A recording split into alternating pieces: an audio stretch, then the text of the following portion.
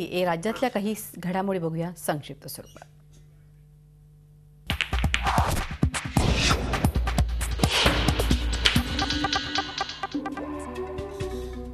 Toll विरोधातील सांगलीतील आंदोलन सुरूच आहे। इथल्या सांगलीवाडी टोल नाक्यावरील टोल वसुली बंद आहे, त्यामुळे सुमारे 1 ते 1.5 लाखाची टोल वसुली बंद आहे। दरम्यान टोल वसूल करणाऱ्या अशोक बेडकोमचा संचालक आणि व्यवस्थापकाविरोधात सांगली पोलिसात तक्रार दाखल करण्यात आली आहे। 2 महिन्यांपूर्वी जुन्या आयुर्वेद पुलावरून पुढे जात असताना जबरदस्तीने दमदाटी करून टोल वसुली केली जात असल्याच्या तक्रारीत नमूद करण्यात आलं आहे।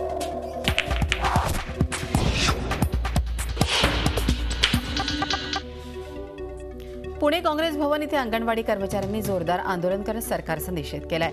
मानधनवाढ आणि पेन्शन योजना मंजूर करावी या मागण्यांसाठी गेल्या 17 दिवसांपासून अंगणवाडी सेविका आणि मदतनीसांचं आंदोलन सुरू आहे। मात्र राज्य सरकार त्याकडे दुर्लक्ष करत असल्यानं आता अंगणवाडी कर्मचाऱ्यांनी काँग्रेस आणि राष्ट्रवादीच्या स्थानिक कार्यालयांवर मोर्चा काढण्यास सुरुवात केली आहे।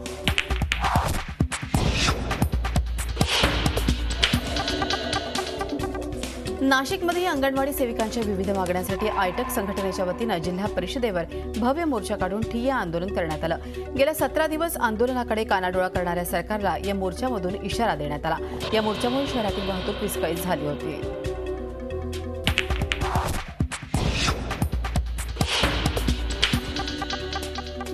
मनसे अध्यक्ष राज ठाकरे यांनी पदाधिकारी आणि नगरसेवकांचे कान टोचल्यानंतर नाशिकमध्ये पदाधिकारी कामाला लागले आहेत। महापौरांसह स्थायी समिती सभापतींनी मुंबई नाका परिसराला भेट देऊन अतिक्रमण हटवण्याचे आदेश दिले।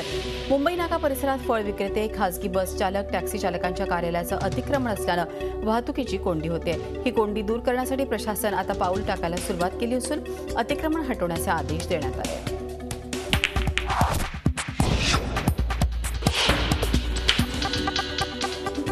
ठाणे जिल्ह्यातील पालघर इथं भविष्य निर्वाह निधीची कार्यालयं कांदिवली यांचे क्षेत्रीय अधिकारी विनायक सोनवणेला 13 लाखांची लाच घेताना रंगेहात अटक करण्यात आली आहे। सीबीआयच्या लाचलुचपत विभागाच्या कुलाबा युनिटनं ही कारवाई केली आहे। एनओसीसाठी सोनवणेनं फिलिया हॉस्पिटलच्या संचालकांकडून लाचेची मागणी घेतली होती। याबाबत या संचालकानं दिलेल्या तक्रारीनुसार सापळा रचून सोनवणेला अटक करण्यात आली आहे। त्याच्यासह त्याचा मित्र आणि दलाल गणेश पाठकलाही अटक केली आहे। दोघांना कोर्टानं 28 तारखेपर्यंत कोठडी सुनावली आहे। झी 24 तास एक पाऊल पुढे।